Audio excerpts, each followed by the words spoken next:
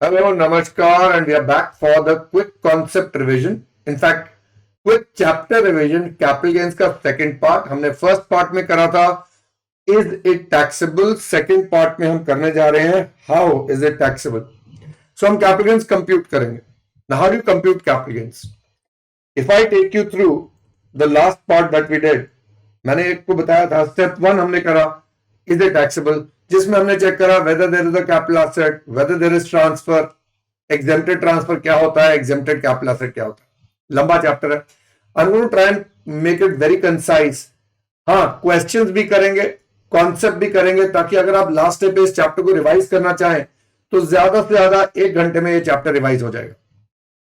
ना when हो गया it is taxable in the year of transfer. Now we are talking about how is it taxable.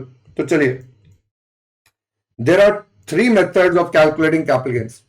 एक है non depreciable asset के लिए सेक्शन 48 के हिसाब से, एक है डेप्रिसिएबल कैपिटल एसेट के लिए सेक्शन 50 के हिसाब से, और यहीं पर आ जाएगा something called first proviso to section 48 which applies in case of foreign currency में अगर इंडियन कंपनी के शेयर्स या डिबेंचर्स खरीदे उस पर लगता है, जो फॉरेन करेंसी में निकालते होते हैं.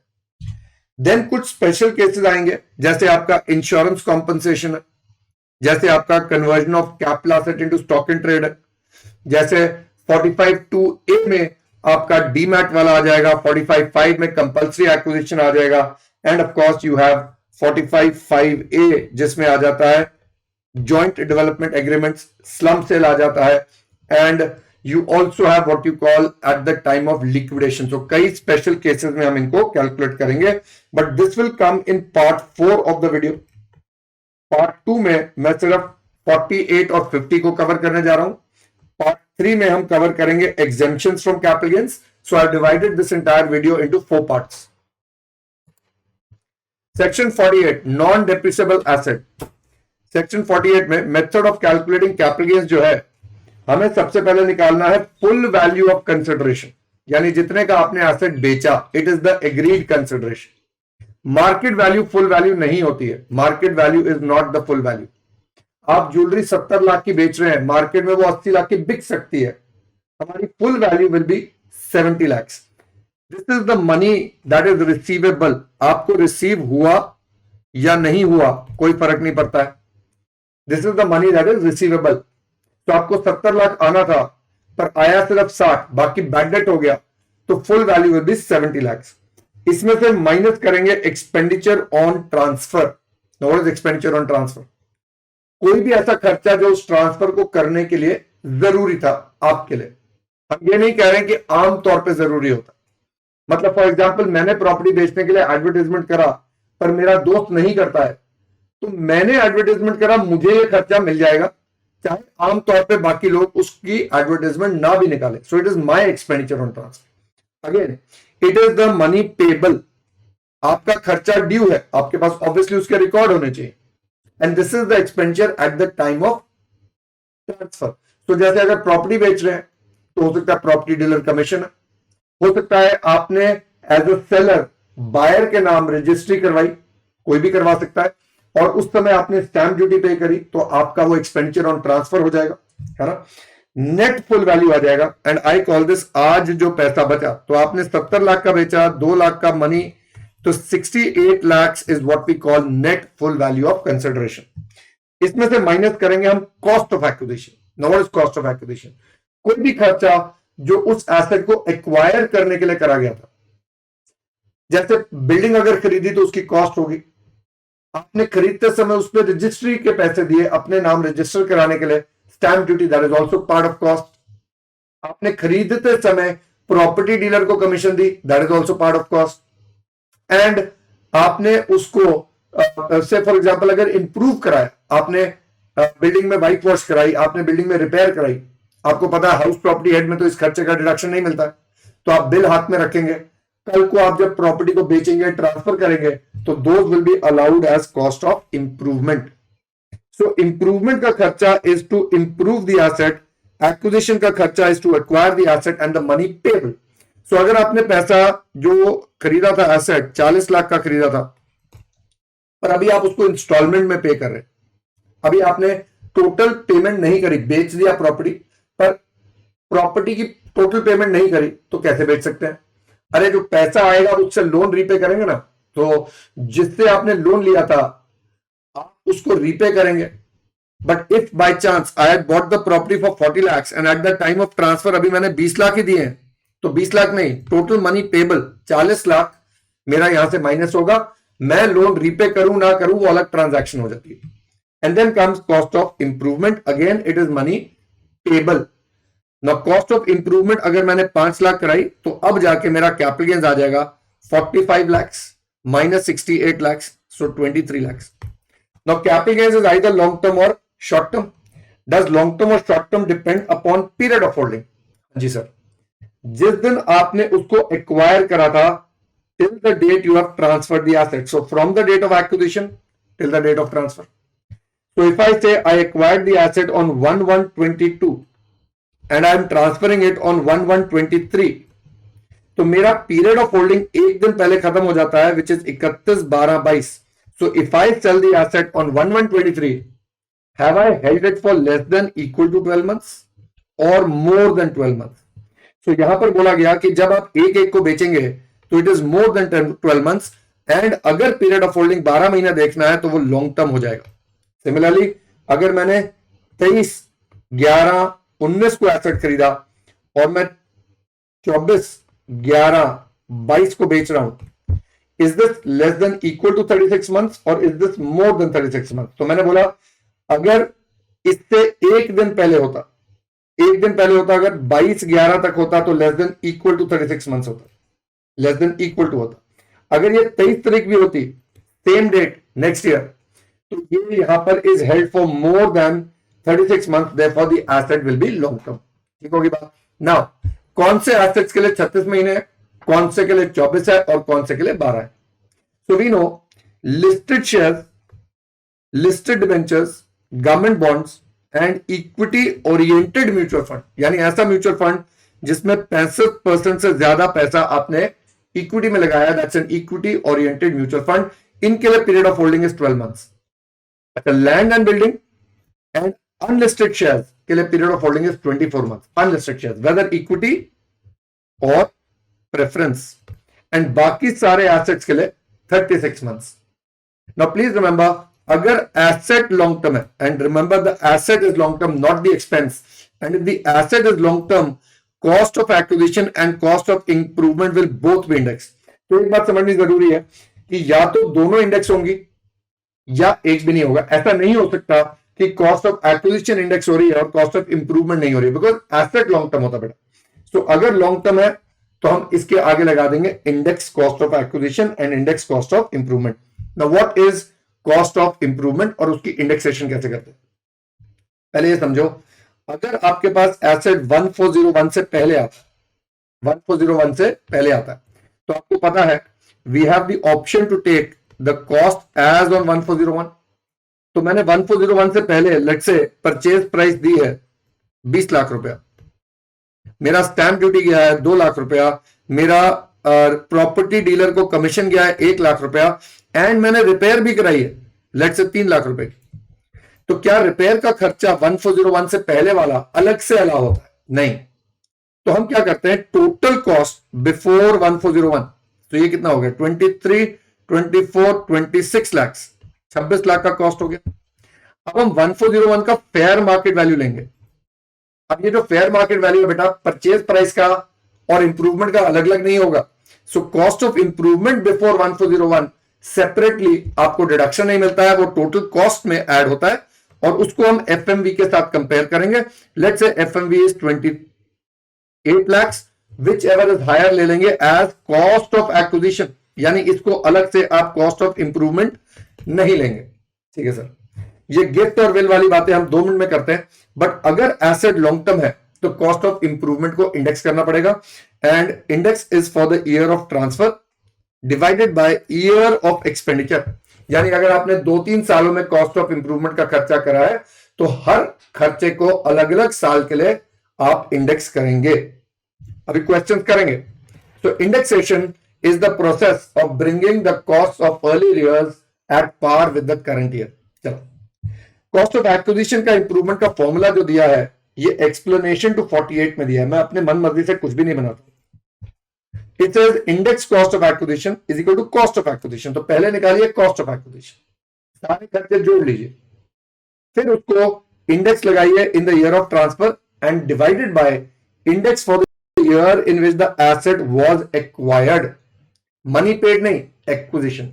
तो अगर आपने एसेट 2010-11 में खरीदा 40 लाख का, पर उस दिन डाउन पेमेंट करी 5 लाख की, और फिर 11-12, 12-13 हर साल आप 5-5 लाख रुपया पे कर रहे हैं over a period of time. Now जब हम इंडेक्स करेंगे तो क्या मैं हर साल का अलग अलग इंडेक्स लूंगा? नहीं सर, मैं सिर्फ 2010-11 का इंडेक्स लूंगा which is the year of acquisition. So cost of acquisition payment के साल से इंडेक्स नहीं हो रहा है, पर कॉस्ट ऑफ इंप्रूवमेंट उस साल से इंडेक्स हो रहा है जब जब आपने खर्चा करा। तो अगर मैंने एक खर्चा करा 2012-13 में सपोज 3 लाख रुपए का, और एक खर्चा करा 2014-15 में सपोज 2 लाख रुपए का, तो इसका इंडेक्स अलग होगा सर, और इसका इंडेक्स अलग होगा। और ऑब्वियसली अगर हम 22-23 में बेच रहे हैं तो index for the year of transfer will remain the same. Now एक छोटा सा एग्जांपल है, let us do that. X bought land on 1/5/19 and paid 5 lakhs as down payment and is to pay 5 lakhs every year for the next 10 years. He pays 20,000 as dealer commission for purchase and 1 lakh as stamp duty for registration. ये कब का data ले रहा है? खरीदते समय का। आप जब क्वेश्चन पढ़ रहे हैं डिसाइड करो उसने लैंड कब खरीदा है? 1920 में, और उस समय कितना पे करा? 5 लाख, पर वो 5-5 लाख हर साल पे कर रहा है। He pays 20,000 as dealer commission, ये भी जोड़ेंगे। टोटल कॉस्ट ऑफ एक्विजिशन मेरा कितना बन जाएगा? 55 लाख, क्योंकि 5 लाख एक बार पे करा, 5 लाख 10 साल में पे करा, तो 55 lakh plus 20,000 which is the dealer commission, plus 1 lakh जो स्टैंप ड्यूटी पे करा। तो पहले डिसाइड करो मेरा कॉस्ट ऑफ एक्विजिशन कितना आ रहा है, ये लिख लिया हमने। अब आगे चलते हैं। He incurred leveling charges of land 2 lakhs in 2021 and 3 lakhs in 21-22. This is on 31st March 22. He sells the land for 70 lakhs on 1/4/22 and incurs 50,000 as dealer commission. Now उसने लैंड कितने का बेचा है? 70 लाख का। तो मैंने 70 लाख ले लिया। Assuming stamp duty value is also 70 lakhs. Assume कर रहे हैं stamp duty value is also 70 lakhs. Now this 50,000 is dealer commission. ये आज का खर्चा है तो ये एक्सपेंडिचर ऑन ट्रांसफर में चला गया, मेरा आ गया 69,50,000। अब क्या करेंगे sir? Now we decide whether the asset is long term or short term. तो हम चेक करेंगे period of holding which is from 1/5/19 to 1/4/22. Now land के ऊपर डिसाइड करो कितना देखते हैं पीरियड ऑफ होल्डिंग? 24 मंथ्स, तो ये हो गया more than 24, therefore this is long term. अब क्योंकि ये लॉन्ग टर्म है बेटा, we need to now index the cost. तो इंडेक्सेशन करेंगे, 22-23 का इंडेक्स लेंगे, और ये आया था 19-20 में, 19-20 का इंडेक्स लेंगे, तो मेरी इंडेक्स कॉस्ट ऑफ एक्विजिशन आ जाएगी। ना कॉस्ट ऑफ इंप्रूवमेंट पे जब आएंगे 2 लाख लेंगे ईयर फॉर ट्रांसफर, और ये 20-21 का इंडेक्स लेंगे, और यहां 3 लाख पे आप 21-22 का इंडेक्स लोगे। Now some people might say कि सर 31 मार्च 22 को खर्चा किया, 1/4/22 को बेच दिया, ये तो 2 दिन है, तो आप इंडेक्स क्यों कर रहे हैं? तो बच्चों I think you know the asset is long term, not the expenditure. Expenditure पे 24 महीने, 36 महीने, 12 महीने नहीं लगाने हैं, किस पे लगाने हैं? एसेट पे। और अगर एसेट लॉन्ग टर्म है तो आप उसको इंडेक्स करेंगे, and here I will get my long term capital loss. ठीक है सर। नेक्स्ट, इंडेक्सेशन कब कब नहीं मिलती है? सबसे पहले डिबेंचर्स और बॉन्ड्स पे इंडेक्सेशन नहीं मिलती है। अब डिबेंचर्स किसके हैं? कंपनी के। बॉन्ड्स किसके हैं? गवर्नमेंट के। इन पे इंडेक्सेशन नहीं मिलती है, लोन है। तो अगर मैंने 1000 डिबेंचर्स 10 रुपए ईच परचेज करे थे 1 अप्रैल 21 को, और बेच दिए हैं 1 मई 22 को फॉर 12 रुपए ईच, तो 12,000 के बेचे बेटा, 10,000 के खरीदे थे, तो ये मेरा आ गया 2,000 रुपए। Now the question is this long term और शॉर्ट टर्म? नाउ ये अनलिस्टेड डिबेंचर्स हैं, 36 महीने का पीरियड देखते हैं, बोलो। तो 1 अप्रैल 21 से लेके 1 मई 22 तक क्या 36 महीने हुए? नहीं हुए, तो ये हो गया मेरा शॉर्ट टर्म कैपिटल गेन। अगर वही एग्जांपल मैं लूं, दीज आर लिस्टेड नाउ, और लिस्टेड के लिए कितना देखते हैं बेटा? 12 महीने। अब 1 अप्रैल 21 से 1 मई 22 मोर देन 12 मंथ्स हो गया। आएगा भी, कोई इंडेक्सेशन नहीं होगा, पर अब ये हो जाएगा long term capital gain. And you know, short term capital gain normal income होती है, अनलेस वो 111 ए वाली हो, पर long term capital gain special income होती है, और इस पे रेट्स अलग लगते हैं, 10%, 20%, एंड इस पे आपको कोई डिडक्शन नहीं मिलता एटीसी टू एटीयू। इसमें से मिनिमम एग्जेम्पशन स्लैब का सेट ऑफ सिर्फ रेजिडेंट के लिए मिलता है, 87A का रिबेट मिल जाता है, बट आपको जो डिडक्शंस एटीसी टू एटीयू की वो नहीं मिलेंगी। सो स्लम्प सेल में जब आप पूरा यूनिट बेच रहे हैं 50B में देयर इज नो इंडेक्सेशन, ये लिस्ट दी हुई है मैंने। 112A का अगर लॉन्ग टर्म कैपिटल गेन होगा जिसपे एसटीटी लगा हुआ है, सिक्योरिटीज ट्रांजैक्शन टैक्स, उस पे भी कोई इंडेक्सेशन नहीं होगा। डेप्रिसिएबल एसेट्स पे इंडेक्सेशन नहीं होगा, शॉर्ट टर्म कैपिटल एसेट पे इंडेक्सेशन नहीं होगा, and when we are covered by the first provision to section 48 indexation नहीं होगा। नाउ हम डिस्कस करेंगे तीनों टर्म्स इन डिटेल। अभी मोटा मोटा कैलकुलेट करना सीख लिया, फुल वैल्यू के स्पेशल केसेस कौन से हैं, कॉस्ट ऑफ एक्विजिशन के स्पेशल केसेस कौन से हैं, कॉस्ट ऑफ इंप्रूवमेंट के अगर कोई स्पेशल केसेस हैं। सो फुल वैल्यू वी से it is the price for which the asset is sold, not the price it can fetch in the market. अगर ज्वेलरी आपने 50 लाख की बेची है, मार्केट 7 है, तो आप 50 लाख ही लेंगे। हाउएवर जब भी रूल होगा एक्सेप्शंस होंगी, एंड ही सेज जब जब लॉ ने मुझे सेलिंग प्राइस के अलावा कोई वैल्यू लेने को बोला एज फुल वैल्यू, उसको बोला जाएगा डीम्ड फुल वैल्यू। क्या बोला जाएगा बेटा? Deemed full value. और डीम्ड फुल वैल्यू में कई केसेस हमने करे। एक है लैंड एंड बिल्डिंग के लिए 50C, जहां आप स्टैंप ड्यूटी वैल्यू और selling price which ever is higher लेते हैं, पर सेलिंग प्राइस में आपको 10% का मार्जिन दिया जाता है। अभी डिटेल में कराऊंगा क्वेश्चंस के साथ। जब फुल वैल्यू डिटर्मिनेबल नहीं है, आपने प्रॉपर्टी बेच दी और अगले को बोला भाई जब तक मैं जिंदा हूं तू मेरे को रोज अंडा ब्रेड देगा, प्रोवाइड करेगा।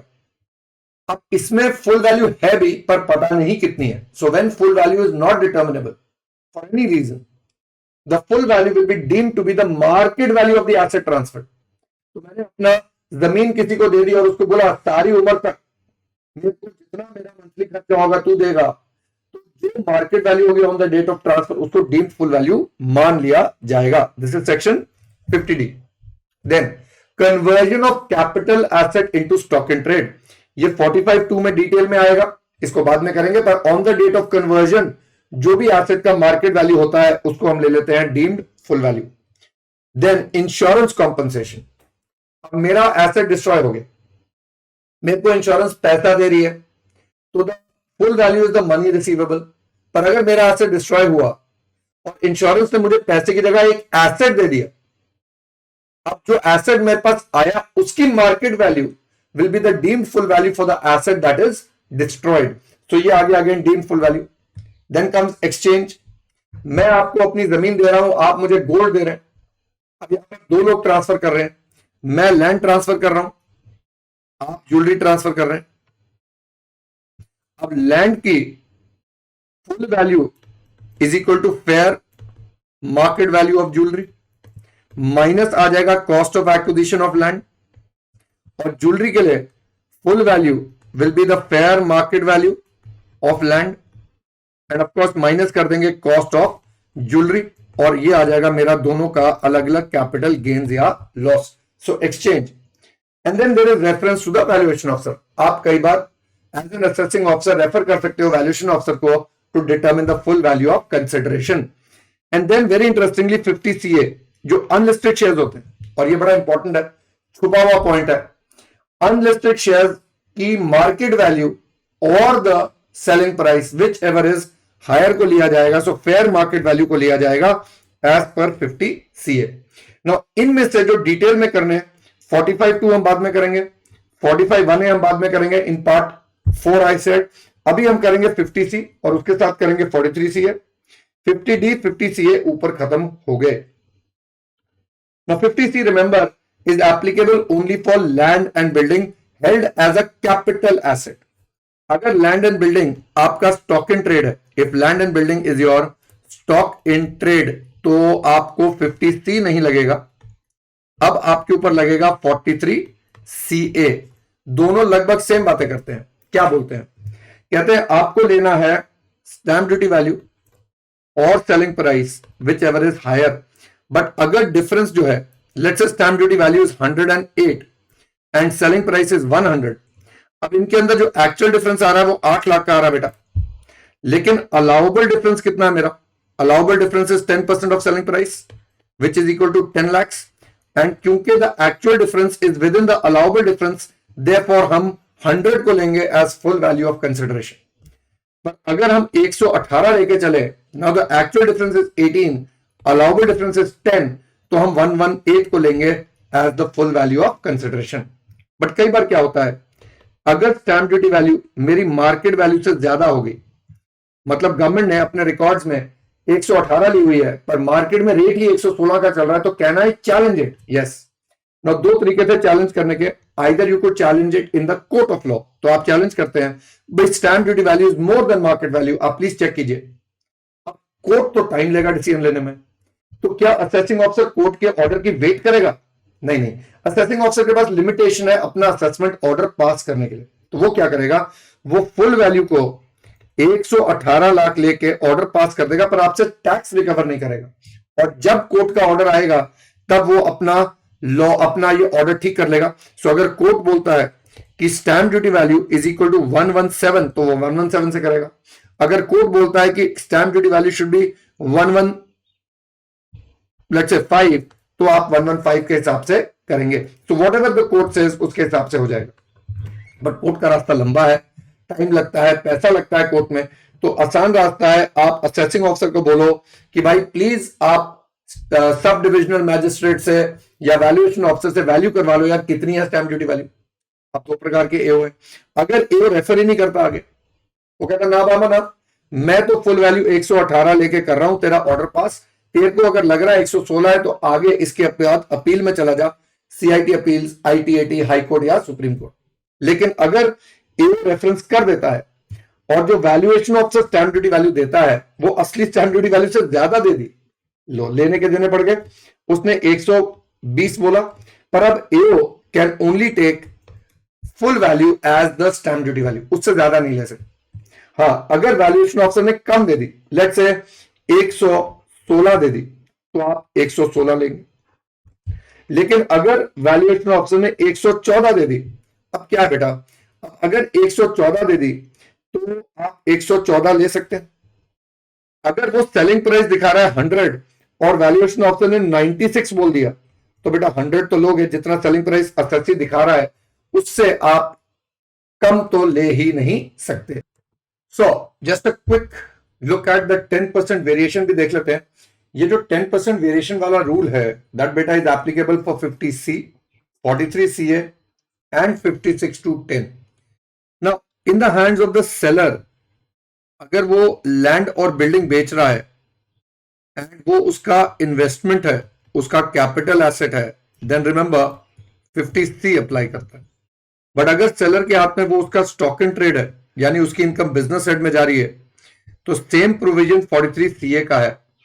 एंड बायर के हाथ में, if is buying it as a capital asset, as a capital asset, तो यहां पर लगेगा 56(10), चाहे आप बिल्डर से खरीद रहे हो जिसका स्टॉक इन ट्रेड है, चाहे आप किसी इंडिविजुअल से खरीद रहे हो, कंपनी से खरीद रहे हो जो उनकी इन्वेस्टमेंट थी, इन आइदर केस रेसिपेंट के हाथ में 56(10) लगेगा।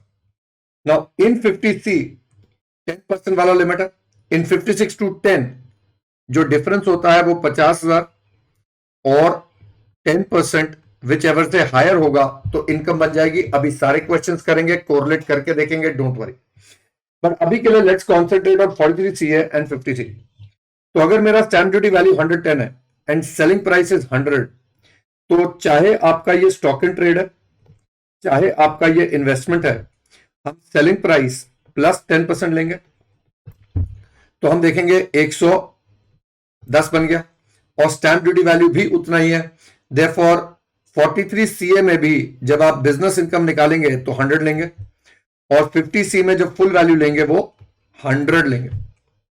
Now if it was 118, now the difference is 18 lakhs and 10% जो आ रहा है वो 10 lakhs आ रहा है, तो अब यहां पर 43CA में बिजनेस साइड में 118 लेंगे, और 50C में फुल वैल्यू ऑफ कंसिडरेशन जो लेंगे वो भी 118 लेंगे। क्लियर होगी बात? Now, if I look at in the hands of the buyer in this case and in the hands of the buyer in this case. Now, in the hands of the buyer, यहां पर 56 to 10 में nil income बनेगा because the difference is within the range. But in the hands of the buyer in this case क्या होगा? जो difference है वो 18 लाख है यहां वाले में। And 56 to 10 में दो लिमिट्स हैं, एक 50,000 की और 10%. Now 10% of 100 lakhs becomes 10 lakhs. Whichever is higher, तो हो गया 10 लाख। एंड जो एक्चुअल डिफरेंस है 18 लाख आ रहा है, तो 8 लाख रुपया will be income from other sources in the hands of the buyer of this property as well. फिर आते हैं स्टैंप ड्यूटी वैल्यू अगर 58,000 है एंड सेलिंग प्राइस इज 50,000। अगर मैं 50C की बात करूं तो हम बोलेंगे allowable difference is 10% of 50,000 which is equal to 5,000। और तो आता ही नहीं यहां पर, तो एक्चुअल डिफरेंस कितना आ रहा है 58,000, अलाउबल डिफरेंस कितना आ रहा है 5,000, तो फुल वैल्यू ऑफ कंसिडरेशन कितना लेंगे यहां पर 58,000। सिमिलरली 43CA में भी सेम आएगा, जो बिजनेस हेड की सेलिंग प्राइस लेंगे 58,000 लेंगे। बट अब 56 to 10 में देखो क्या होगा, the actual difference is 8,000 but it has to be more than either 50,000 or 10% of selling price which is 5,000, whichever is higher। यानी अलाउबल डिफरेंस आ रहा है 50,000 का, एक्चुअल डिफरेंस आ रहा है 8,000 का, तो in the hands of the buyer there will be no income. यानी please understand 50C में 43CA में सिर्फ 10% का डिफरेंस देखते हैं, बट 56 to 10 में दो लिमिट्स हैं 50,000 और 10% which ever is higher. Now एक और जो हमने चीज देखनी है कि अगर आपका एग्रीमेंट का डेट, जिस दिन आपने एग्रीमेंट करी and the date of registration are different, यानी आपका एग्रीमेंट का डेट और रजिस्ट्रेशन का डेट अगर अलग है और एग्रीमेंट के डेट पे स्टैंप ड्यूटी वैल्यू अलग है और रजिस्ट्रेशन के डेट पे स्टैंप ड्यूटी वैल्यू अलग है, तो हमें कौन सी स्टैंप ड्यूटी वैल्यू लेनी है? एज अ नॉर्मल रूल बेटा, what you need to take is the stamp duty value on the date of sale registration. But अगर एग्रीमेंट की डेट से पहले आपको कुछ एडवांस आया and the advance is by account पे cheque, by NEFT, by RTGS, यानी वो जो हमारे ट्रेसेबल सोर्सेज हैं, अप्रूव्ड सोर्सेज ऑफ पेमेंट है, यानी कैश से नहीं आना चाहिए, बेरर चेक और क्रॉस चेक से नहीं आना चाहिए, सेल्फ चेक से भी नहीं आना चाहिए, तो हम ये मान लेंगे कि एग्रीमेंट की डेट का स्टैंप ड्यूटी वैल्यू लिया जाएगा। And this rule is applicable for 56 to 10, 43CA and 50C। अब इसमें आईसीआई ने क्या बोला, mister Hari is a property dealer and he sold a building in the course of his business to his friend Rajesh who is a dealer in automobile spare parts for 90 lakhs on 1/1/23। तो अगर हम बात करें हरी के लिए, this is stock in trade, and for Rajesh what is he buying, he is buying as a capital asset, क्योंकि उसका stock in trade नहीं है, he is into automobile parts। कितने का सेलिंग प्राइस है 90 lakhs is the selling price when the stamp duty value was 150 lakhs। तो जिस दिन स्टैंप ड्यूटी वैल्यू कितनी थी मेरी 150 lakhs, the agreement was entered into 1/7/22 कुछ महीने पहले है, when the stamp duty value was 140 lakhs, तो एग्रीमेंट की डेट की स्टैंप ड्यूटी वैल्यू 140 दिया है। Mr. Hari had received a down payment of 15 lakhs by check from Rajesh on the date of agreement। Discuss the tax implications in the hands of Hari and Rajesh, assuming that Mr. Hari had purchased the building for 75 lakhs on 12 July 21। Now Hari का of course अगर 75 lakhs है, property dealer है, I M assuming it is a stock in trade, तो opening stock में यहां पर आया होगा of 75 lakhs। Now I need to know मुझे कितना लेना है। Now the selling price is 90 plus 10% के बाहर है, तो मैं यहां पर क्या लूंगा, I will take 140 lakhs not 150 lakhs, क्योंकि हमें कौन सी डेट का लेना है, on the date of agreement. Then in the hands of mister Rajesh, Rajesh ने प्रॉपर्टी खरीदी है 90 लाख की, पर स्टैंप ड्यूटी वैल्यू जो आ रही है वो आ रही है 140, उसके लिए भी वही देखेंगे। अब जो डिफरेंस आ रहा है which is 50 lakhs is more than 10% of 90 lakhs which is 9 lakhs और 50,000 विच एवर इज हायर, तो 50 लाख रुपया इसका इनकम बन जाएगा under 56 to 10. Would your answer be different if Hari was a share broker instead of a property dealer? अगर वो share broker था property dealer होने की बजाय, तो in this case in the hands of Hari यहां पर 50C लगेगा, क्योंकि अब वो क्या बेच रहा है, he is selling a capital asset. तो 50C में भी सेम रूल लगेगा. फुल वैल्यू लेंगे हम 140. 75 लाख जो हम लेंगे अब लैंड एंड बिल्डिंग के लिए, हम कितना पीरियड देखते हैं, we look at 24 months. So 21 से 22, 23 शॉर्ट टर्म हो गया. So this will become my short term capital gain. Now ये वाला इलस्ट्रेशन हम कर चुके हैं. अब एक जो अमेंडमेंट आया था 43CA में, जो मैंने आपको बताया था, इफ अ बिल्डर, और ये 43CA में है, रिमेंबर 50C में ये 20% वाला नहीं है. Now this is only if एक ट्रांसफर हुआ था रेजिडेंशियल यूनिट का और बिल्डर ने करा था, रियल एस्टेट डेवलपर्स ने करा था, और अपने स्टॉक को निकालने के लिए उनको एक डिफरेंस जो अमाउंट दिया था वो 20% का दिया था, but it is only for 12 नवंबर 20 से लेके 30 जून 21 के बीच में. यानी 12 नवंबर 20 से 30 जून 21 के बीच में अगर आपने एज अ बिल्डर कोई प्रॉपर्टी बेची है and it was the first time allotment, यानी रीसेल में नहीं है, and the value of the property, the consideration is less than और इक्वल टू 2 करोड़, तो उस प्रॉपर्टी के ऊपर जो लगेगा that will be 20% instead of 10%. And 56 to 10 जो बायर के लिए है वो भी 20% हो जाएगा. तो अगर हम बोले एक्स लिमिटेड है, एक बिल्डर है, और उन्होंने 1/1/21 को प्रॉपर्टी बेची है टू मिस्टर बी, और मिस्टर बी ने प्रॉपर्टी खरीदी है अपने सेल्फ मतलब रहने के लिए खरीदी है, यानी उसका कैपिटल एसेट है, और एक्स लिमिटेड का स्टॉक इन ट्रेड है बिकॉज वो बिल्डर है, then this provision will be applicable. अगर एक्स लिमिटेड अपना कैपिटल एसेट बेच रहा है, यानी उनकी इन्वेस्टमेंट बेच रहे हैं, चाहे वो 1/1/21 को बेच रहे हैं टू मिस्टर बी, इस पे 10% वाला रूल ही लगेगा because this is covered bye 50C. हमें 10% वेरिएशन देखना होगा, बट अगर यहां पर बिल्डर बेच रहा है तो यहां 20% देखेंगे. तो फिर इसका क्या फर्क पड़ेगा, ये तो पुराना हो गया है. अरे जब इसके हाथ में 56 to 10 लग जाएगा, सब्सिक्वेंटली 49.4 लगेगा या 49.1 लगेगा, उसकी बात करेंगे.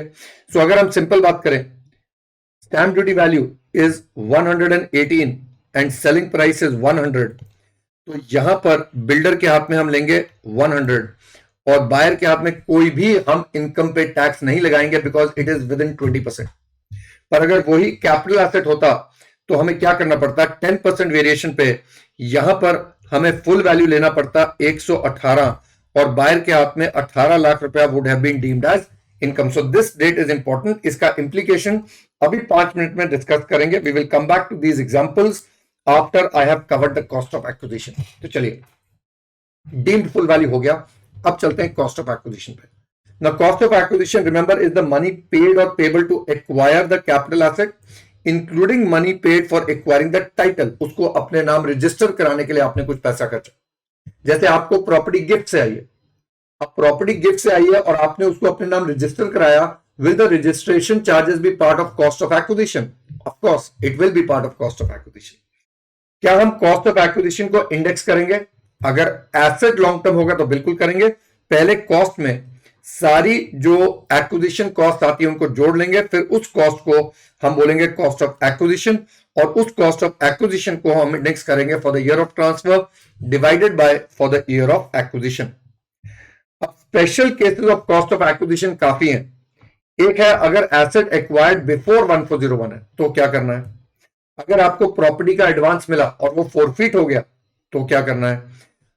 एंड देन 49(1) के रास्ते से आया, गिफ्ट और विल से आया, तो क्या करना है. 49(4) क्या कहता है, वेरी इंपॉर्टेंट बातें हैं. सिक्योरिटीज के केस में क्या करना है और सेल्फ जेनरेटेड एसेट्स के केस में क्या करना है. तो let's go to the first one, cost of acquisition of asset acquired before 1401. हम सबको पता है इंडेक्सेशन हमारी सबसे पहले शुरू होती है 0102, जहां बेस इंडेक्स 100 है. पर अगर एसेट 1-2 से पहले का है तो लॉ ने क्या बोला कि you can take the total cost incurred before 1401 और the market value as on 1401. So basically actual cost to the assessee before what ever is incurred before 1401। और बिल्डिंग के केस में मैंने आपको बता दिया कि रिपेयर का खर्चा भी हो उसका अलग से नहीं मिलता है, 1401 से पहले का अगर है तो उसको टोटल कॉस्ट में ऐड करके मार्केट वैल्यू से कंपेयर करेंगे। Now in case of land and building एक क्लॉज और डाल दिया गया that the fair market value can not exceed the stamp duty value as on 1401। तो चलिए इसका एग्जांपल कर लेते हैं। Jewellery acquired on 152,000 for 10 lakhs, dealer commission is 2%, fair market value is 10,10,000. Now how much is the cost before 1401? 1401 से पहले 10 लाख की jewellery है और उस पर 2% कमीशन है, तो आपकी कॉस्ट होगी 10,20,000। Now compare this cost with the market value which ever is higher, therefore the cost of acquisition is 10.20 lakhs. Land was acquired on 152,000 for 10 lakhs, dealer commission is 2%, तो 10,20,000 का आपका क्या आ गया, कॉस्ट आ गया। Fair market value is 11 lakhs. The fair market value can not exceed the stamp duty value. तो क्या fair market value stamp duty value से ज्यादा है? नहीं है, तो हम फेयर मार्केट वैल्यू लेंगे दिस और this which ever is higher is the cost of acquisition which is equal to 11 lakhs. Similarly land acquired on 152,000 बेटा फॉर 10 lakhs, डीलर कमीशन 2% है, तो टोटल मेरा कितना हो गया, cost before 1401। Now you compare it with the market value which is 11 lakhs but can not be more than the stamp duty value. Therefore हम यहां क्या लेंगे, लिमिट 9 लाख की लेंगे। सो 9 लाख और 10,20,000 which ever is higher is equal to cost of acquisition which is equal to 10,20,000। So please remember, हम ये नहीं कह रहे हैं कि तीनों में से जो हायर है, हम कह रहे हैं market value can not exceed the stamp duty value. Land acquired, dealer commission, again cost is this much. Market value, stamp duty value. Market value cannot exceed the stamp duty value. So this or this, whichever is higher, is equal to cost of acquisition, which is equal to 10,30,000. तो ये हो गया cost before 1401. Cost to the previous owner. Now हमें बताया गया है कि where asset is acquired in a mode given under 49(1). अब 49(1) कहता है अगर आपके पास गिफ्ट से आया, विल से आया, दो बातें होगी, या एचयूएफ की पार्टीशन पे आया, एचयूएफ की पार्टीशन पे आया, then there is amalgamation, then there is demerger, then there is firm to company fulfilling conditions of 4713 जो मैं बिजनेस हेड में कवर करता हूं, बिजनेस रीऑर्गेनाइजेशन में, या proprietary concern to company again fulfilling conditions of 4714, या होल्डिंग टू सब्सिडरी है, subsidiary to holding है, जहां पर ये ट्रांसफर एग्जेम्प्ट है, where subsidiary the transferee is Indian and the holding is 100% holding. So in these cases 49(1) लग रहा है इंटर लेवल पे हमने ये सारे करे, ये वाले ज्यादा करे बिकॉज प्रैक्टिकल जो इंटर पे क्वेश्चन आते हैं वो इस पे आते हैं। So in the hands of the recipient क्या बोल रहा है, अगर आपको इन रास्तों से ये एसेट आया है and the asset is the capital asset, then your cost will be cost to the previous owner, and अगर प्रीवियस ओनर ने 1401 से पहले लिया then your cost will be cost to previous owner which is the cost before 1401 or the market value whichever is higher as on 1401. तो क्या sir previous owner ने अगर repair कराई उसकी भी डिडक्शन मुझे मिल जाएगी? बिल्कुल मिल जाएगी। Now we look at asset acquired by way of gift and will, क्योंकि यहां पर क्या है 56:10 का रोल आ जाएगा। अगर आपके पास गिफ्ट से एसेट आया है, अब जिस बंदे ने गिफ्ट दिया है, ट्रांसफरर है, उसने गिफ्ट किसी को भी दिया, कुछ भी दिया, कभी भी दिया, किसी ने भी दिया। Remember when you are gifting an asset the full value will always be nil बेटा। अब इसमें से कॉस्ट ऑफ एक्विजिशन माइनस करके आप लॉस क्रिएट कर सकते हैं। तो उन्होंने बोला gift is an exempted transfer, यानी अगर आप किसी को कोई भी चीज गिफ्ट से दे रहे हैं, विल से दे रहे हैं, 47(3) कहता है ट्रांसफरर के हाथ में there can be no loss whether it is by way of gift और विल। अब जिसने गिफ्ट से दिया, वसीयत से दिया, उसके हाथ में इनकम तो हो नहीं सकती है, लॉस करने नहीं दे रहे हैं बिकॉज एग्जेम्प्ट कर दिया ट्रांसफर। अब रिसिपेंट पे आते हैं, रिमेंबर विल से आएगा in the hands of recipient 56:10 नहीं लगता है because will is exempt over there, लेकिन गिफ्ट से आता है तो कभी 56(2)(10) लगता है और कभी नहीं लगता। अगर रिलेटिव से आया तो नहीं लगेगा, एग्जेम्प्ट हो जाएगा। अगर शादी पे आया, लोकल अथॉरिटी से आया, वसीयत में आया तो मैंने बता ही दिया, एजुकेशनल मेडिकल इंस्टीट्यूट से आया तो तब 56(2)(10) नहीं लगता। तो दो बातें होगी, या तो रिसीट के समय ट्रांसफरी के हाथ में 56(2)(10) लगा, यानी अदर सोर्सेज की इनकम हुई या नहीं हुई, दो ही बातें हो सकती हैं। अगर 56(2)(10) नहीं लगा यानी आपकी इनकम नहीं हुई, तो अगर मैं एग्जांपल लूं कि on the date of gift the stamp duty value, let's say land and building की बात कर रहे हैं, वॉज 80 लाख रुपीज, तो जिसने गिफ्ट दिया उसके हाथ में, and the gift was given on 1/1/22, यानी 21/22 में गिफ्ट आया। Eight the time of receipt अगर आपको रिलेटिव से ये लैंड आया, पापा ने लैंड गिफ्ट करा, तो 56(2)(10) नहीं लगा, यानी 80 लाख रुपया आपकी इनकम नहीं हुई। अगर कल मैं इसको बेचूंगा, let's say on 1/1/23, now what is my cost of acquisition, तो यहां आता है 49(1), क्या कहता है, कॉस्ट टू प्रीवियस ओनर। अब पापा ने खरीदा था लेट्स से 1508 को, and the cost was let's say 20 lakh rupees. Now as per 49(1), your cost of acquisition will be cost to previous owner which is 20 lakhs। अब आती बात पीरियड ऑफ होल्डिंग की। नाउ पीरियड ऑफ होल्डिंग शुरू होता है जब से आपके पास एसेट आया, जब तक आपने ट्रांसफर नहीं करा। पर क्योंकि ये 49(1) के रास्ते से आ रहा है, your period of holding will include the period of the previous owner, यानी आपका पीरियड ऑफ होल्डिंग यहां से शुरू होगा, तो ये लॉन्ग टर्म हो जाएगा। अब बात आएगी इंडेक्स के लिए। नाउ इंडेक्स के लिए हमें बताया गया था, इंडेक्स होगा for the year of transfer, ये वाला, divided by for the year of acquisition which is 21-22। यहां पर प्रीवियस वाला नहीं लेंगे। हाँ, एक जजमेंट थी CIT versus yes Manjula J Shah, जिसका हम इग्नोर करते हैं, बट हम पेपर में मेंशन जरूर करके आएंगे कि हम यहां पर CIT versus Manjula J Shah को इग्नोर कर रहे हैं। तो इंडेक्स याद रखो उसी साल से होगा जब से आपको मिला। ना अगर 56(2)(10) लग गया होता, यानी ये पापा से नहीं आया होता, फ्रेंड से आया होता, तो यहां पर in the year 21-22 remember 80 lakh rupees मेरी अदर सोर्सेज की इनकम बन गई होती रिसीट पे। अभी एग्जेम्प्ट नहीं है, 56(2)(10) में टैक्सेबल हो गया।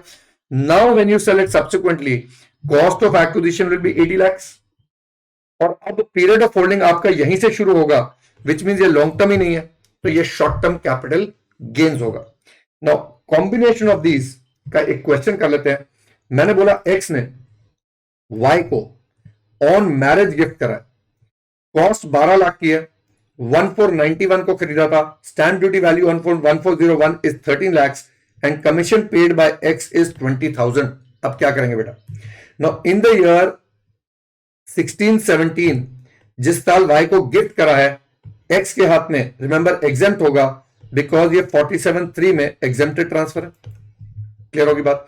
Now in the hands of Y, उसको ऑन मैरिज गिफ्ट आ रहा है, नथिंग इज टैक्सेबल क्योंकि मैरिज पे आया, एक ट्रांजैक्शन का हमने रूल बता दिया। अब वाई ने प्रॉपर्टी बेची है जेड को 40 lakhs की on 11/4/22।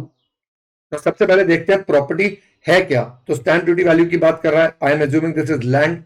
Now land is a non depreciable capital asset, तो मैं लगाऊंगा section 48 in the hands of Y for the year 22-23। हम फॉर्मूला लिख लेंगे and we now need to fill the chart.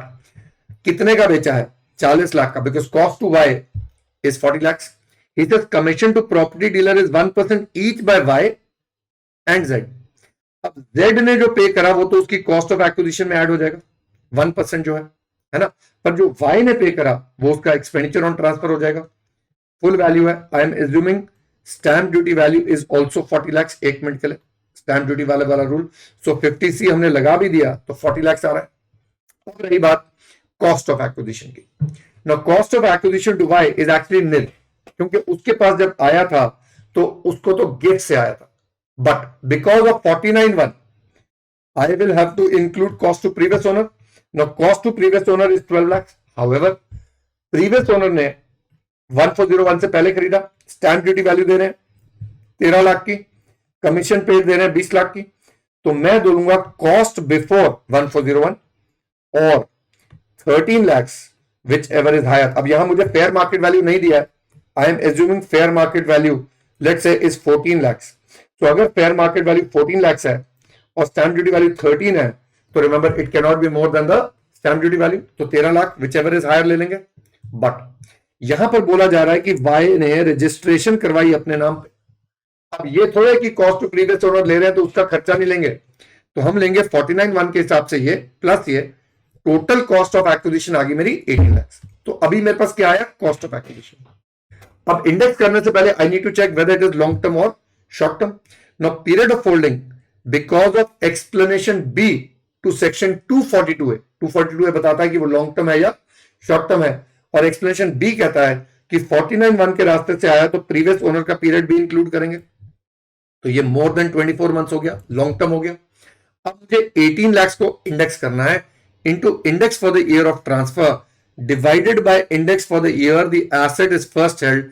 We are ignoring CIT versus Manjula J Shah, हम उसको ignore करके चल रहे हैं। तो यहां पर आ गया मेरा कॉस्ट ऑफ एक्विजिशन, इंडेक्स करके आ गया। अब देना बेटा रिपेयर का खर्चा। अब देखो वाई ने रिपेयर कराई है 31/3/21 को, एक रिपेयर कराई है 17 में, एक रिपेयर कराई है 21-22 में। सो ये 20-21 में कराई, 21-22 में कराई, 17-18 में कराई। इनका तो अलग अलग इंडेक्स कर लेंगे, अलग अलग सालों का इंडेक्स कर लेंगे ना। रिपेयर एक्स ने भी कराई है, क्या उसकी भी डिडक्शन मिलेगी? अच्छा, एक रिपेयर एक्स ने कराई थी 1795 को। अच्छा जी, हमें यहां पर ठीक करना चाहिए दोबारा से। 12 लाख था, 20,000 था, 10,000 भी लेना पड़ेगा, 12,30,000 लेना पड़ेगा, because this will be added to the cost before comparing it to the fair market value. Clear है? तो ये तो 1495 से 1401 से पहले, तो इसका तो अलग से डिडक्शन नहीं मिलेगा। पर क्या ये रिपेयर का कॉस्ट जो प्रीवियस ओनर ने कराया इन अ मोड अंडर 49(1) उसका डिडक्शन मिल जाएगा? बिल्कुल मिल जाएगा। अब रहा सर इसकी इंडेक्सेशन का सवाल। Now the rule for cost of improvement says index for the year of transfer divided by index for the year the asset was or the improvement took place। यानी यहां 5-6 का इंडेक्स आएगा even if it is before the year of acquisition। such is our law and this is how we will index it। और ये आ जाएगा मेरा long term capital gains. तो hopefully इसमें हमने पूरा एनालिसिस कर लिया। Now we come to advance forfeited where negotiations और ट्रांसफर ऑफ प्रॉपर्टी फॉल। चलिए एक काम करते हैं, एक इलस्ट्रेशन, 2 इलस्ट्रेशन और ले लेते हैं। मेरा मन कर रहा है ये भी करा दूं, मैंने सोचा था स्किप कर लेंगे पर नहीं, इसको भी करा देते हैं। नाउ ही सेज एक्स ने विल से दिया वाई को। Now remember when will say दिया, एक्स के हाथ में 47(3) में एग्जेम्प्टेड ट्रांसफर है। कौन से साल में विल से दिया है? 22-23 में। So in the year 22-23 it is exempt under 47(3) and in the hands of Y it is not taxable because will के ऊपर 56(2)(10) नहीं लगता।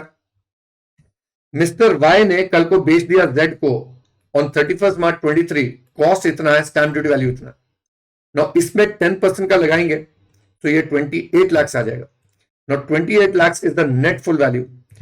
आई need to know the cost of acquisition.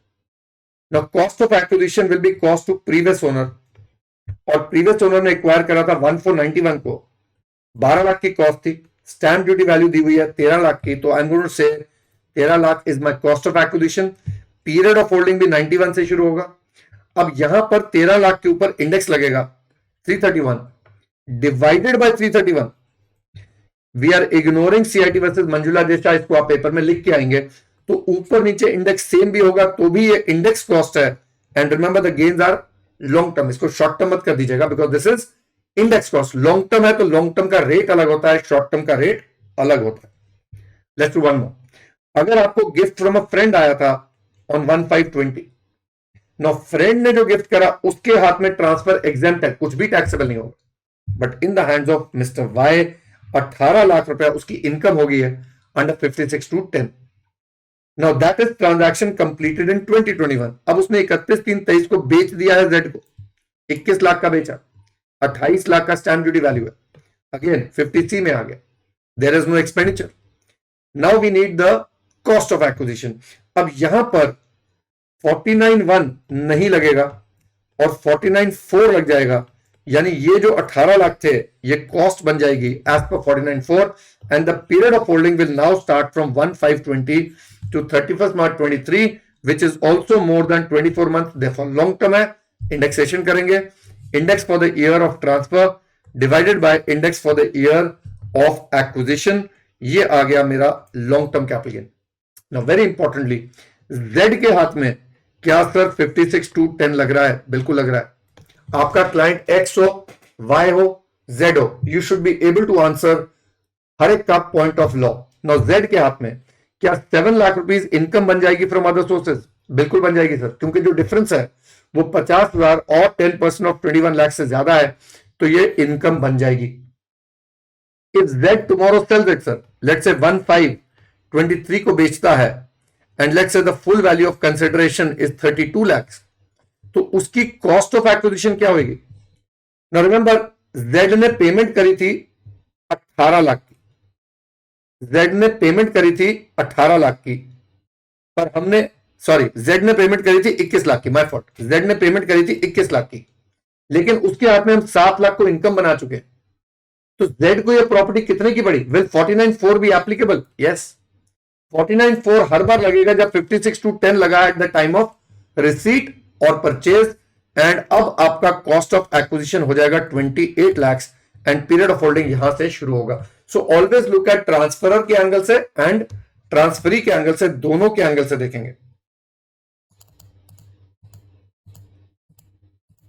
ना।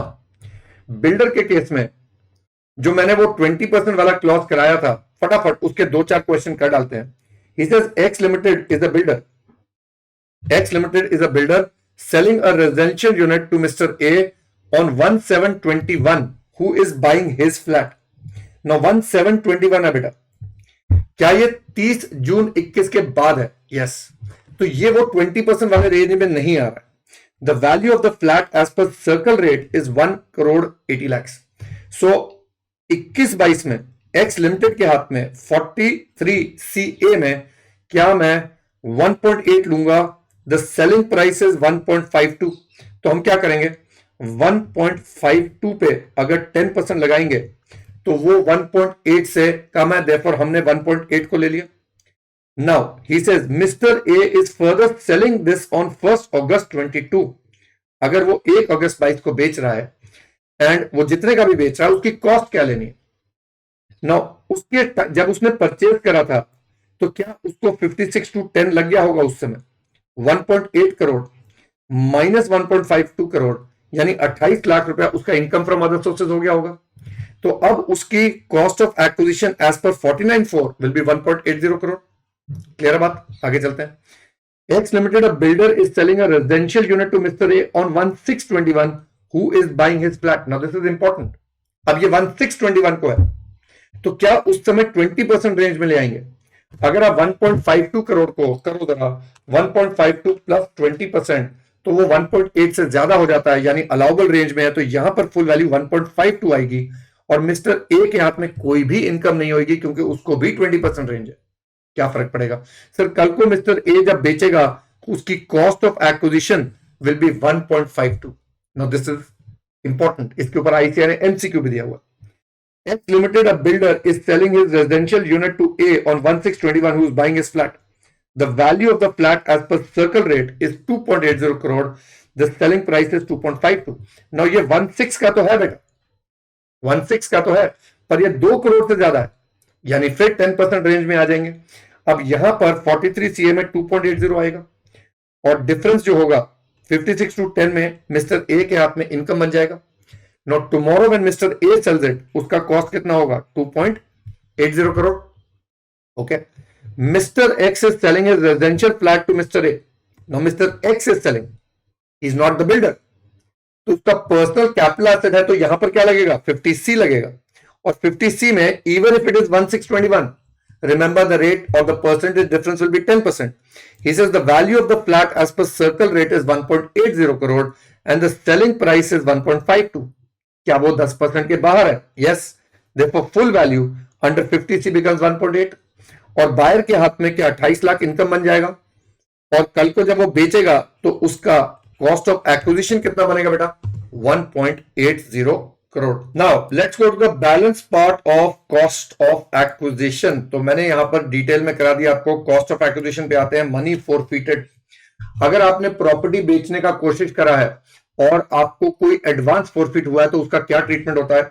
अगर वो एडवांस 1/4/14 से पहले फोरफिट हुआ था तो उस समय ईयर ऑफ रिसीट में कोई ट्रीटमेंट नहीं होता था, क्योंकि वो कैपिटल रिसीट था और ट्रांसफर नहीं हो रहा था। पर कल को आप एसेट बेचते थे, लैंड बेचते थे, तो वो आपकी कॉस्ट ऑफ एक्विजिशन में से माइनस हो जाता था और वो रिड्यूस होता था बिफोर इंडेक्सेशन। अगर आप बेचने से पहले एसेट को गिफ्ट कर देते थे तो वो आपकी कॉस्ट में से माइनस नहीं होता था, क्योंकि उसी की कॉस्ट में से माइनस होता था जिसने एडवांस फॉरफिट किया। पर जेटली जी ने एक काम किया कि ऑन और आफ्टर 1/4/14 अगर आपका एडवांस फॉरफिट होता है तो जिस साल फॉरफिट हुआ उसको इनकम फ्रॉम अदर सोर्सेज बना देंगे और कोई भी फर्दर ट्रीटमेंट नहीं होगा। नाउ इसी कॉन्सेप्ट पे अगर मैंने एक एग्जांपल लिया, X decided to sell a house property to Y for which he received 50,000 as advance on 1/4/22। The deal could not be completed and X forfeited the advance, तो 50,000 को आप इनकम बना दोगे।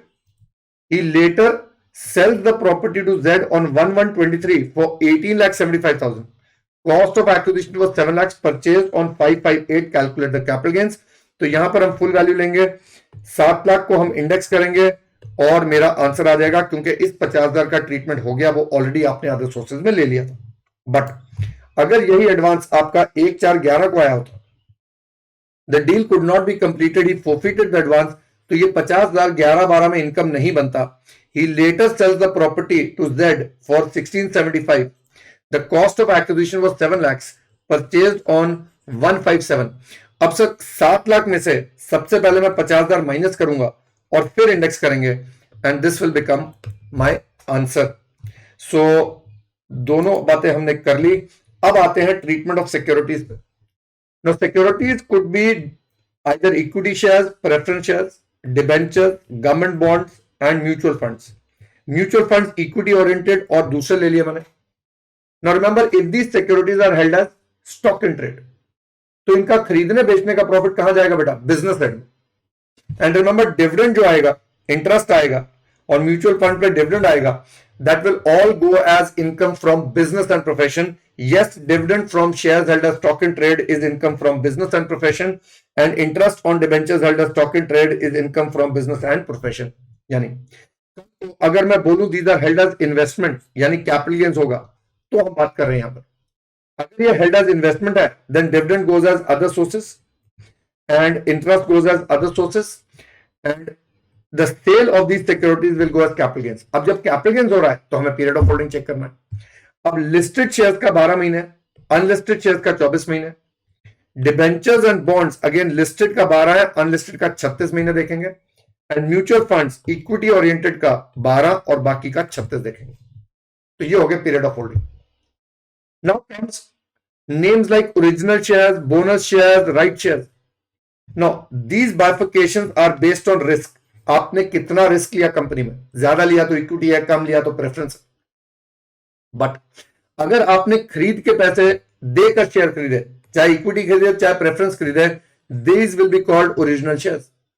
अगर ओरिजिनल शेयर्स के basis पे आपको free में कुछ शेयर्स मिल जाते हैं, उनको बोला जाता है बोनस शेयर्स, चाहे वो इक्विटी हो चाहे वो प्रेफरेंस हो। एंड अगर कोई आपको राइट मिला है to buy the shares, then the right to buy the shares is called right entitlement. And वो राइट अगर आप बेच दोगे तो राइट एंटाइटलमेंट बेचना, राइट बेचना भी कैपिटल गेन्स में होगा, but that will always B short term.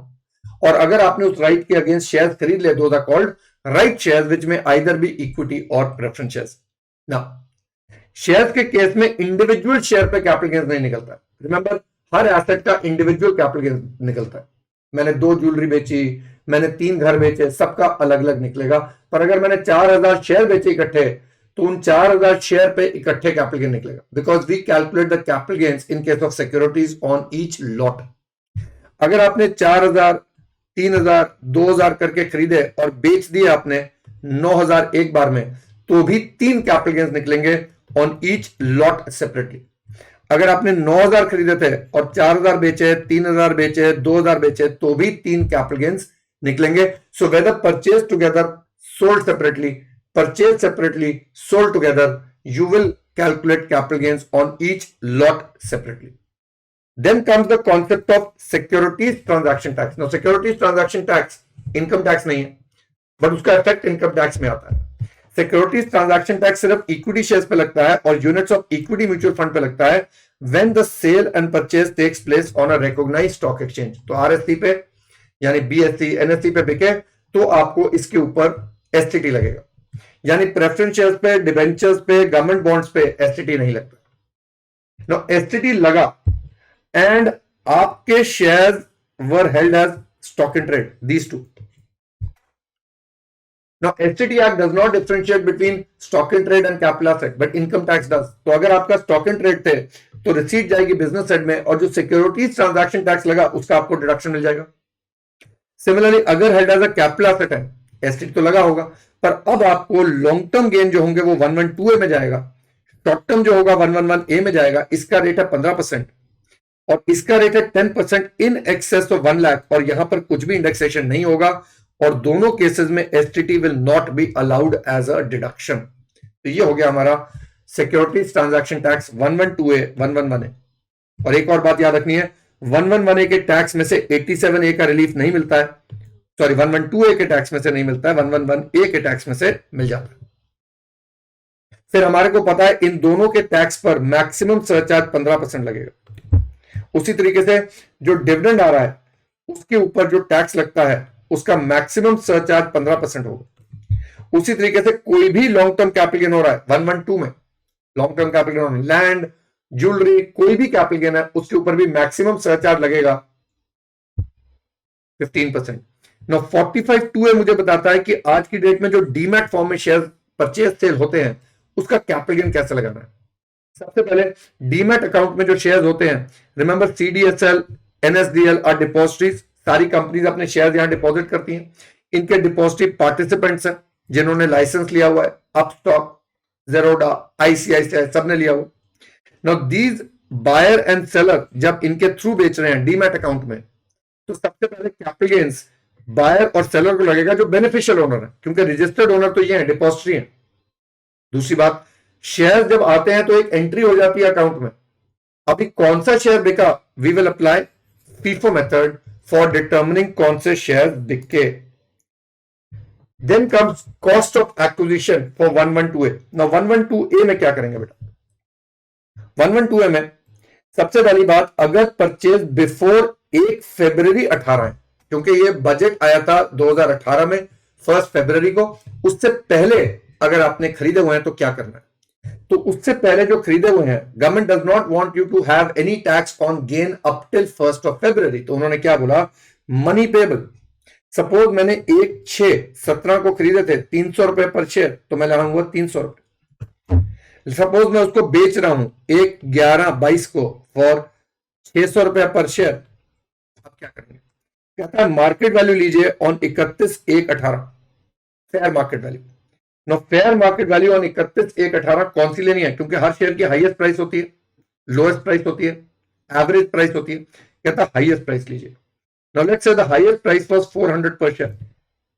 अगर 31/1/18 को कोई ट्रेडिंग नहीं हुई थी, then he says take the highest price on the immediately preceding day when these were traded. यानी अगर 28/1 को ट्रेडिंग हुई और 1/2 को ट्रेडिंग हुई, तो 31/1 से इमीडिएटली प्रीसीडिंग डेट का आपने लेना है, अगली डेट का नहीं लेना है।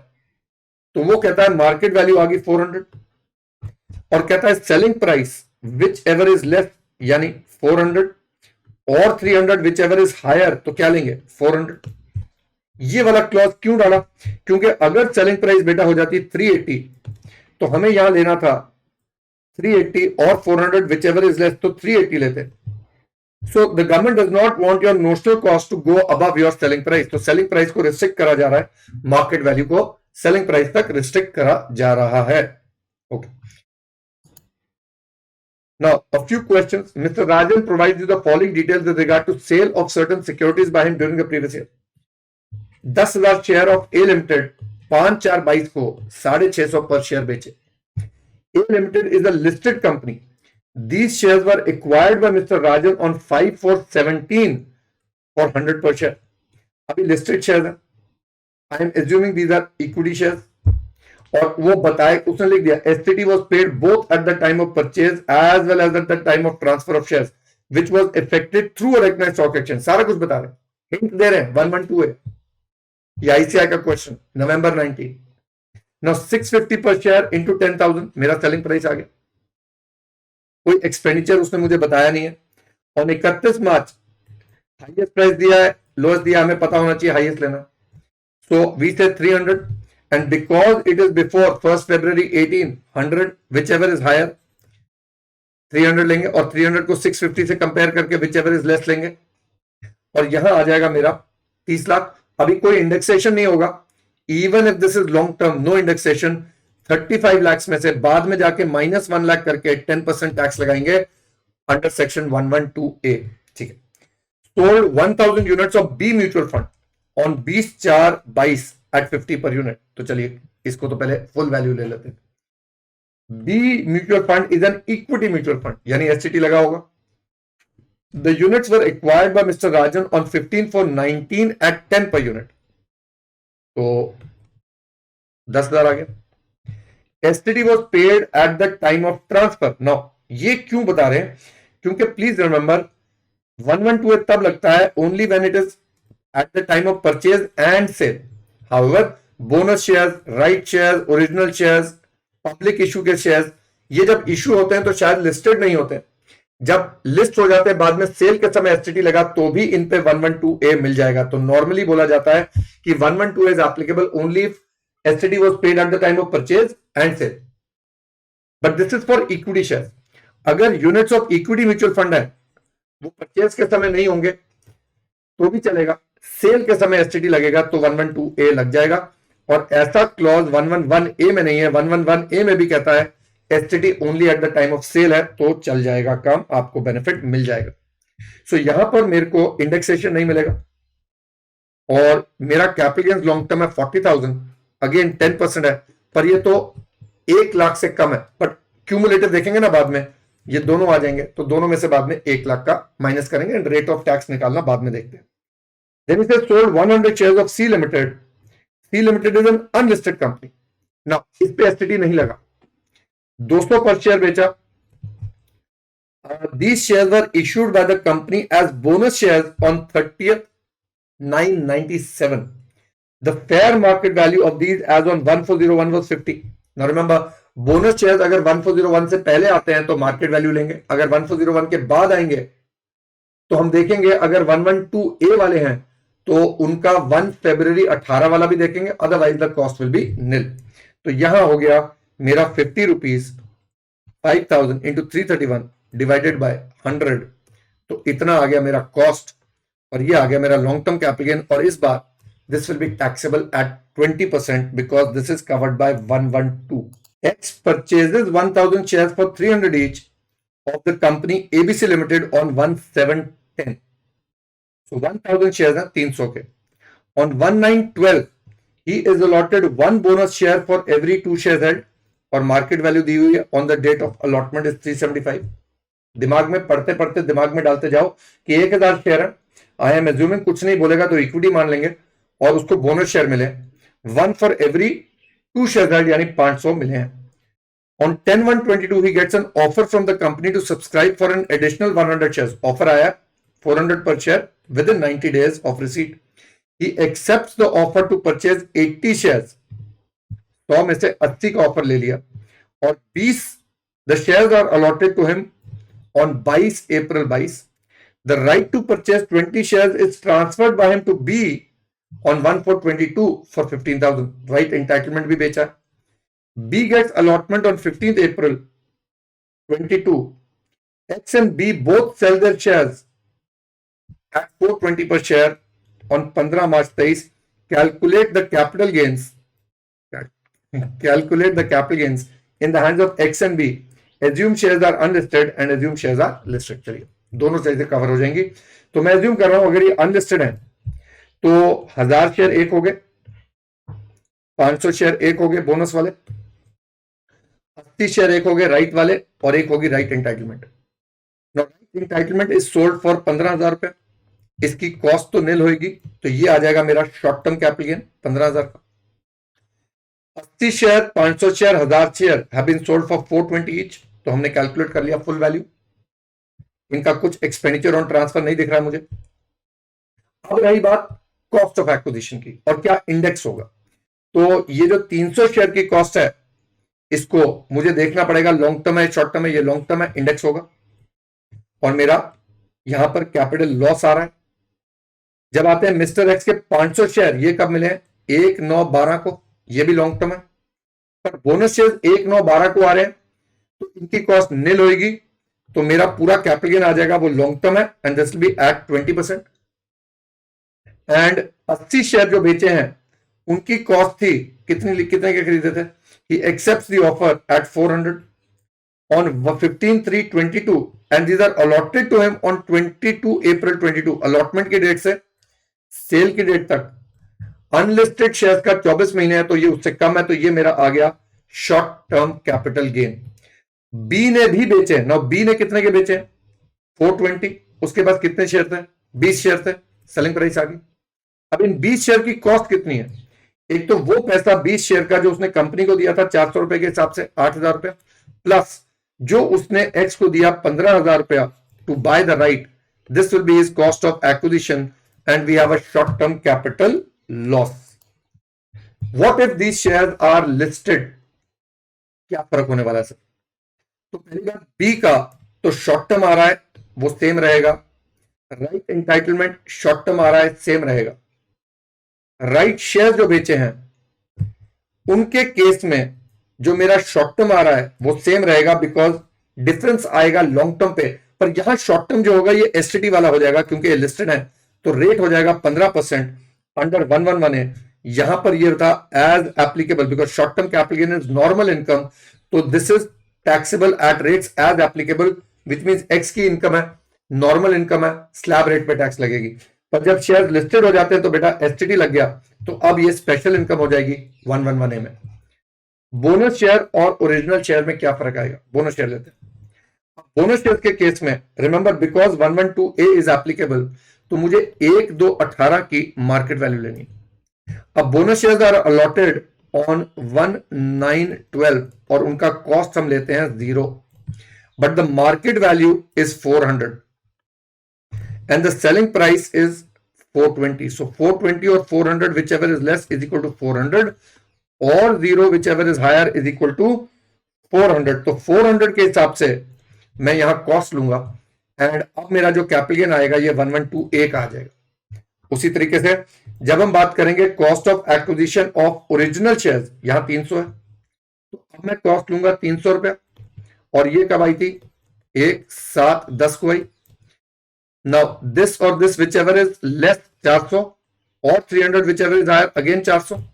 Now 400 into 1000, 4 लाख की कॉस्ट होगी, कोई इंडेक्सेशन नहीं होगा, और ये भी मेरा लॉन्ग टर्म हो जाएगा 112A का, और अब इस पे रेट लगेगा 10%। So that is how you need to do, और हमने डिटेल कोर्स में बहुत डिटेल में करा था। चलो last 2 points, ESOP sweat equity shares. अगर आपको ईसॉप्स मिलते हैं at the time of allotment, remember there is a perquisite under the head salary. तो अगर मुझे ऑफर आया था, उस दिन मार्केट वैल्यू थी, और ऑफर है 10,000 शेयर का, और मुझे 50 पर शेयर का ऑफर। तो I have been allotted this share much letter, पर मेरे पास ऑफर आया, और ऑफर एक्सेप्ट मैं कर सकता था 3 साल बाद, which is called the date of vesting of the offer. फिर मैंने जब एक्सेप्ट करा, वेस्टिंग पीरियड होता है जिसके बीच में आप एक्सेप्ट कर सकते हो, मैंने एक्सेप्ट करा on the date of exercising the option 1/3/22 को 290 की वैल्यू थी, और अलॉटमेंट हुई है 1/5/22 को।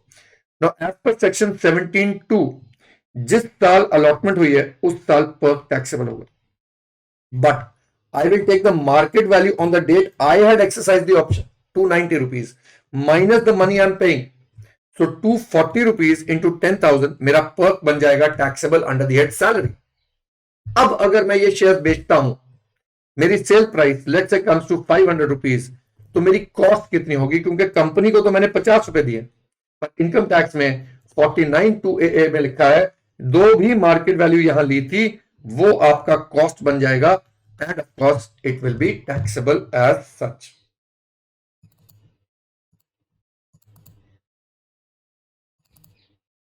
Now we come to cost of acquisition of goodwill and other self-generated assets. Now what are self-generated assets? Self-generated वो assets होते हैं which do not cost you anything to create. आपने पेटेंट बनाया, आपने कॉपीराइट बनाया, आपने फ्रेंचाइज क्रिएट करी, business create करा, उसकी फ्रेंचाइज बांटी, इन सब की कॉस्ट ऑफ एक्विजिशन जजमेंट ने बोला था सुप्रीम कोर्ट ने इनडिटर्मिनेबल। बाद में 55(2)A में जाके कुछ ऐसे एसेट्स बता दिया गया जिनका कॉस्ट मिला। So if the self generated assets are goodwill of business, यहां प्रोफेशन नहीं आता है, यानी गुडविल ऑफ प्रोफेशन का आज भी कॉस्ट इंडिटरमिनेट है। तो अगर आज मैं अपना गुडविल ऑफ प्रोफेशन सेल करता हूं तो कैपिटल गेन नहीं होगा, क्योंकि कॉस्ट इंफिनिटी है। और अगर मैंने 2 करोड़ का भी बेच दिया, 2 करोड़ में से इंफिनिटी निकालेंगे तो क्या आ जाएगा? इंफिनिटी।